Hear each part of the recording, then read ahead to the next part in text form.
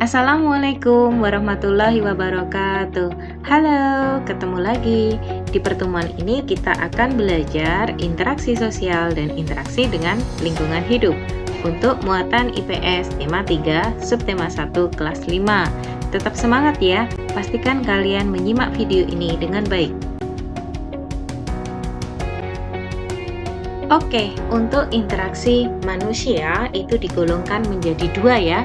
Yang pertama adalah interaksi sosial dan yang kedua adalah interaksi manusia dengan lingkungan hidup. Nah, apa saja ya perbedaannya? Simak penjelasan berikutnya. Oke, yang pertama kita belajar interaksi sosial. Interaksi sosial adalah hubungan antar manusia atau hubungan manusia satu dengan manusia lainnya. Terjadinya interaksi sosial itu disebabkan karena manusia adalah makhluk sosial. Makhluk sosial artinya manusia tidak dapat hidup sendiri dan selalu membutuhkan orang lain. Mulai dari dia bangun tidur hingga sampai dia tidur kembali.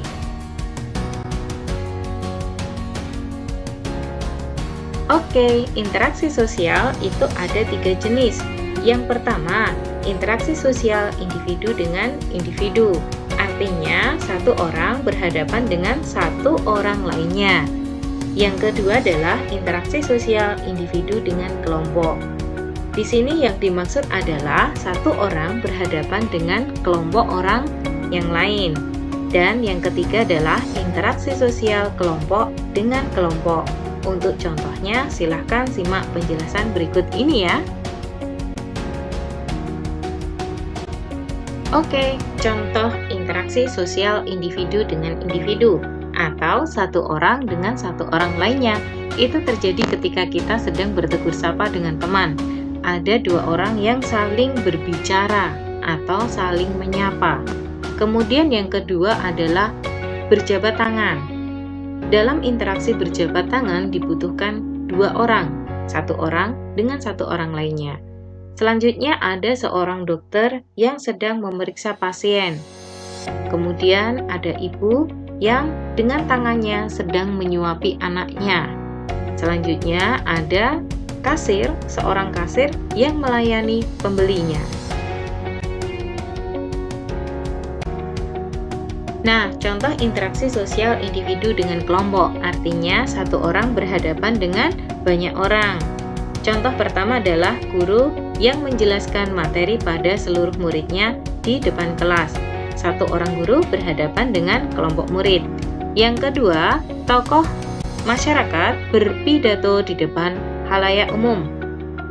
Kemudian yang ketiga, seorang ustadz yang sedang berceramah di depan jamaahnya. Selanjutnya, contoh keempat, ada pembina upacara yang menyampaikan amanat upacara pada peserta upacara.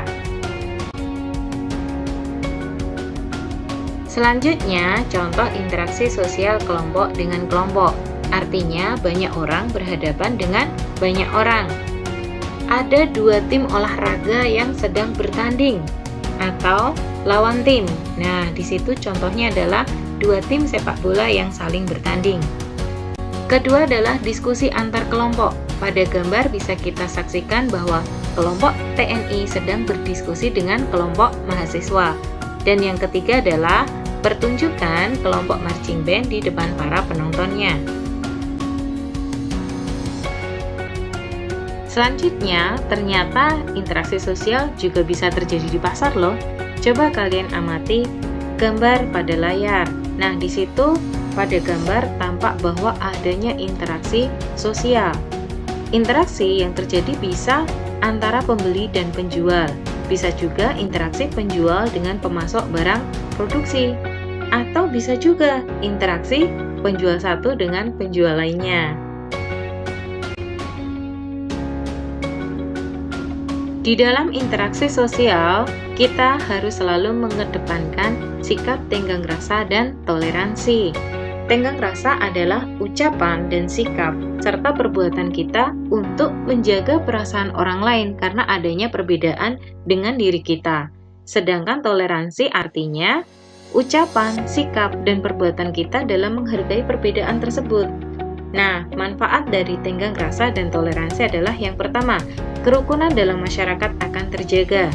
Yang kedua, aktivitas kita maupun orang lain dapat berjalan dengan lancar.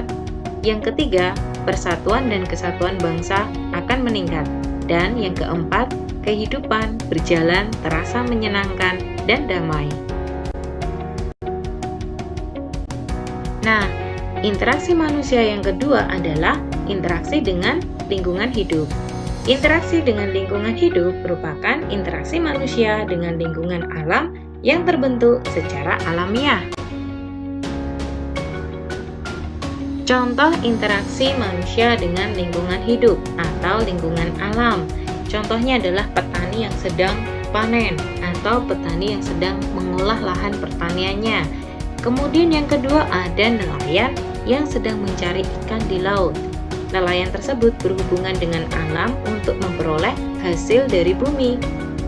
Selanjutnya yang ketiga, penambang pasir mengambil pasir di aliran sungai.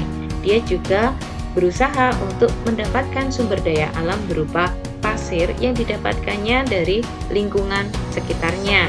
Dan yang keempat, contohnya adalah masyarakat mengambil kayu hasil hutan yang kemudian dimanfaatkan sebagai kayu bakar, membuat perabotan, atau bahan-bahan lainnya.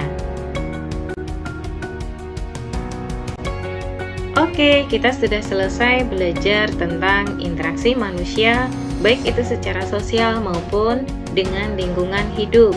Terima kasih sudah menyimak video ini dengan baik. Sampai jumpa. Wassalamualaikum warahmatullahi wabarakatuh.